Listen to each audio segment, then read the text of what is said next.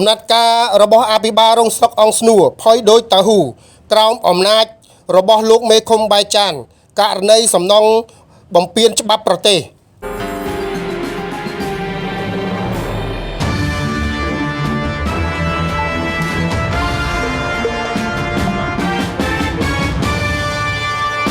ខេត្តកណ្ដាល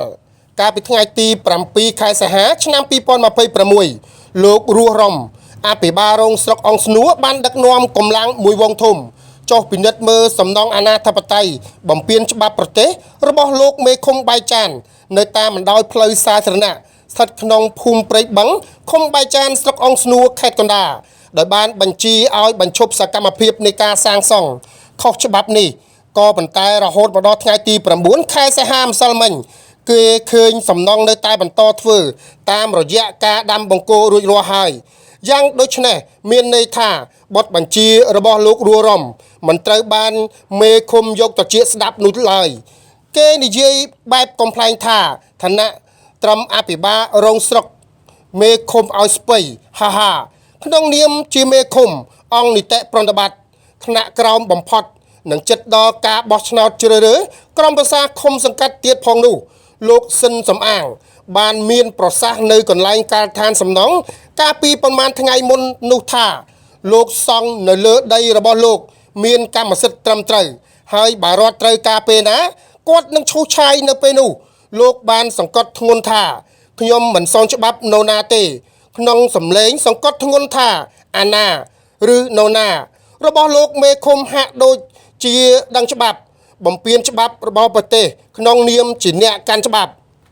គូបញ្ជាក់ថារដ្ឋបាលខេត្តកណ្ដាលបានចេញសេចក្តីជូនដំណឹងមួយចុះថ្ងៃទី20ខែមីនាឆ្នាំ2026ស្តីពីការហាមឃាត់ការទប់ស្កាត់ការសាងសង់ការលក់ដូរការធ្វើអាជីវកម្មការដាក់តាំងប៉ាណូនិងស្លាកផ្សាយពាណិជ្ជកម្មគ្មានច្បាប់អនុញ្ញាត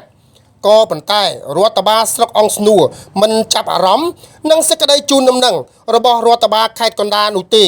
គឺធ្វើប្រងើយកន្តើយនិងបិទភ្នែកឲ្យមានបទល្មើសមួយនៅក្នុងមូលដ្ឋានរបស់ខ្លួនករណីនេះប្រជាពលរដ្ឋសាមញ្ញ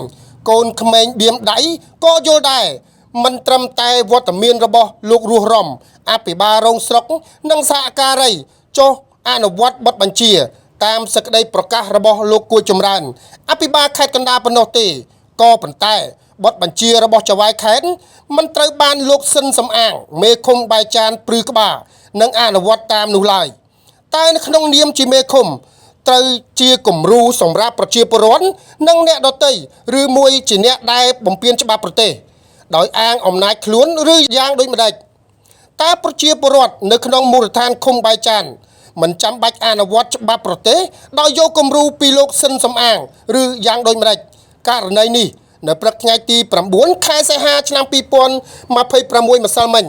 លោកនូសវណ្ណរិទ្ធអភិបាលស្រុកអង្គស្នួរបានបញ្ជាក់ថាអរគុណឲ្យគាត់បញ្ឈប់នឹងរុះរើដោយឡែកលោករស់រំអភិបាលរងស្រុកអង្គស្នួរ